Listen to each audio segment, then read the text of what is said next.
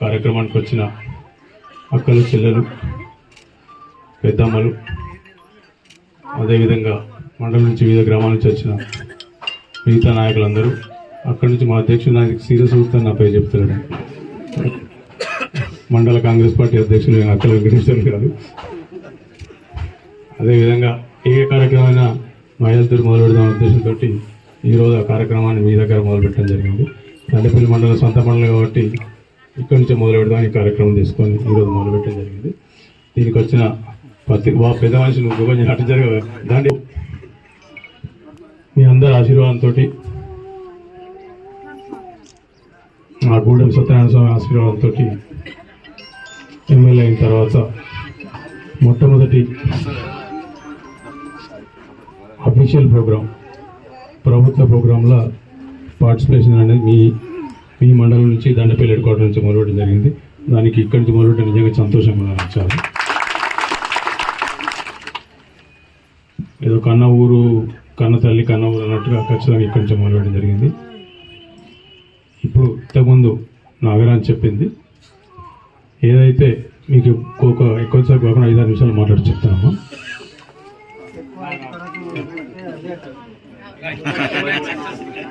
TRS వాళ్ళు ఏం చెప్పిందంటే ఎన్నికల కన్నా ముందు కాంగ్రెస్ వాళ్ళు వస్తే కళ్యాణ లక్ష్మి బంద్ చేస్తారని చెప్పారు.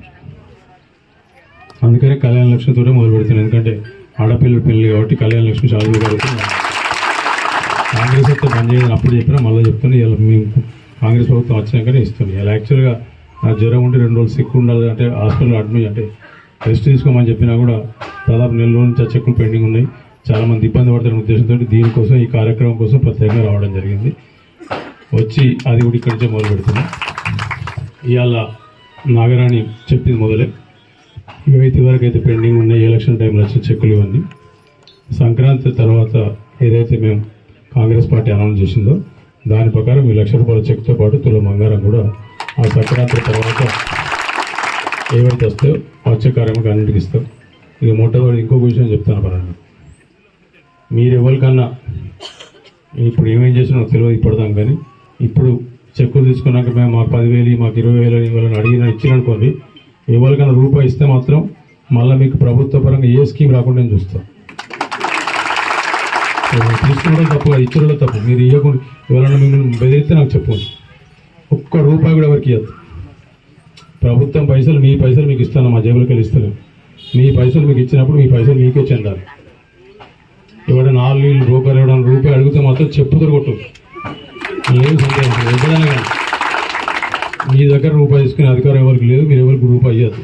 ఎందుకంటే ఈ చెక్కులు రాసినప్పుడు వీని దగ్గర సంతకాలు పెట్టించుకొని మీకు ఇవి ఇస్తామని చెప్పినట్ట అది లేదు.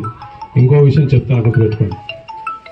అధికారులకు కూడా చెప్తాను, ఈ కాడ నుంచి కళ్యాణ లక్ష్మి కానీ ప్రభుత్వ పరంగా ఏ రకమైన బెనిఫిట్స్, ఏ రకమైన లాభాలు ప్రజలకు వచ్చినా ఇలా పార్టీలకు సంబంధం లేదు. అర్హులైన ప్రతి ఒక్కరికి ఇది అందాల్సిందే. పార్టీలకు సంబంధం లేదు. అర్హులైన ప్రతి ఒక్కరికి రేపు ఇల్లు కానీ, కళ్యాణ లక్ష్మి కానీ, పెన్షన్లు కానీ, ఏ కార్యక్రమమైనా ప్రతి ఒక్కరికి ఎలక్షన్లు అయిపోయినాయి, పార్టీలు అయిపోయినాయి, ఓన్లీ ప్రజలందరికీ స్కీములు అందాల్సిందే. ఖచ్చితంగా మీరమ్మ మీకు కూడా చెప్తాను, రేపు ఇంకా చాలా వచ్చేటి ఇల్లు వస్తాయి, మీకు ఇవన్నీ వస్తాయి. ఏ స్కీములలో కూడా ఎవరికి రూపాయి ఇవ్వకండి. మీ దగ్గరికి చెప్తాను, ఎవరైనా రూపాయి అడిగితే డైరెక్ట్ నాకే ఫోన్ చేయండి, నా నెంబర్ కావాలంటే కావాలంటే ఇస్తాను మీకు. నేను ఒక్క రూపాయి ఎక్కడ జరిగినా అటువంటిది మాత్రం జరగదు. ఇక రెండోది, ఎందుకంటే ఇప్పుడు ఎందుకు చెప్తుంటే మా వాళ్ళు ఎవరి వరకు చేయరు కానీ నాకు తెలుసు. ఎందుకంటే ఇప్పుడు మీ చెక్కులు ఇస్తే ఏంటంటే మీరు ఆల్రెడీ కావాలి కూర్చుంటాడు, ఎక్కడెక్కడో కావాలి కూర్చున్నాడు, అందుకోసం 10,000 20,000 కోసం కావాలి కూర్చున్నాడు. ఎవడైనా అడిగితే చెప్పుతో కొట్టుకుని పైసలు అడుగు. మోసం చేయమమ్మా, ఎందుకంటే మీకు ఎన్నికల కన్నా ముందు చెప్పినాం, ఇవాళ కూడా కట్టుబడినాం. ఇంతకుముందే సీన్ చెప్పిండి బస్సులు ఇక్కడ ఆపుతున్నాం. మొన్న కూడా తిరుపతి ఫోన్ చేస్తే డిపో మేనేజర్ చెప్పిన ఇక్కడ బస్సులు ఆపుతారు లేడీస్ కోసం అని చెప్పి నేను ఇలా మాట్లాడి డిపో మేనేజర్ చెప్పేస్తా సీరియస్గా బస్సులు ఖచ్చితంగా ఆపాల్సింది. ఆపకపోతే నేను మాట్లాడి చెప్తానమ్మా. మేము చెప్పినట్టు 2 స్కీములు మొదలుపెట్టాం ఆల్రెడీ. వాళ్ళు మొదలుపెట్టకపోతుంటే వాళ్ళ లెక్క మోసం చేసేది కాదు. మీకు ఆల్రెడీ ఉచిత బస్సు మొదలుపెట్టాం. అదేవిధంగా ఆరోగ్యశ్రీ 10 లక్షలు కూడా చేసినాం. 10 లక్షల ఆరోగ్యశ్రీకి మీకు ఎక్కడ పోయినా మీకు ఇబ్బంది లేదు. ఆరోగ్యశ్రీ గుర్తింపు హాస్పిటల్, ప్రైవేట్ హాస్పిటల్ కానీ ప్రభుత్వ హాస్పిటల్ కానీ ఎక్కడ పోయినా మీకు ఇబ్బంది లేదు. ఖచ్చితంగా 10 లక్షల వరకు మీరు ₹1 కూడా కట్టాల్సిన అవసరం లేదు. ఈ 2 మొదలైనవి. నాకు తెలిసి సంక్రాంతి లోపల ఇంకొక 2-3 మొదలవుతాయి.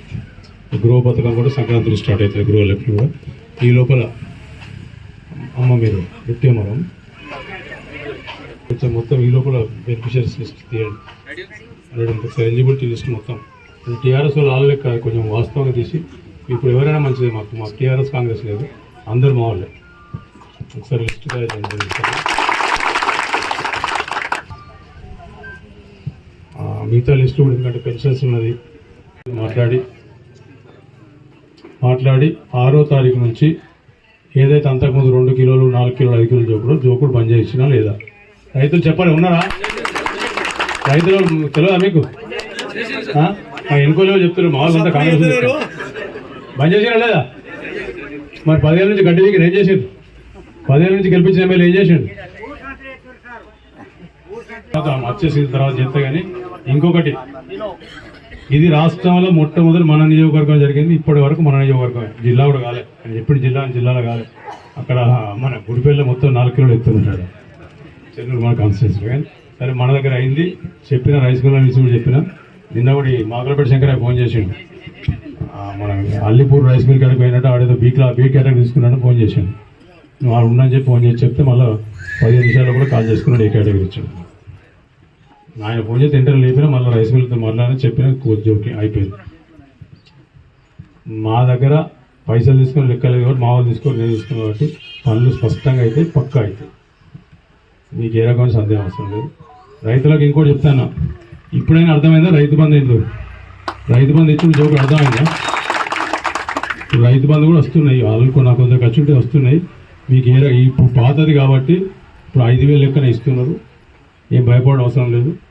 మీకు మళ్ళీ పునాసకు వచ్చే వరకు ఆ 7,500 ఇస్తాం, ఏ రకమైన మాట తప్పే ప్రసక్తి లేదు, ఖచ్చితంగా ఇస్తాం. ఇప్పుడు ఈ పంట మధ్యలోకి వచ్చింది కాబట్టి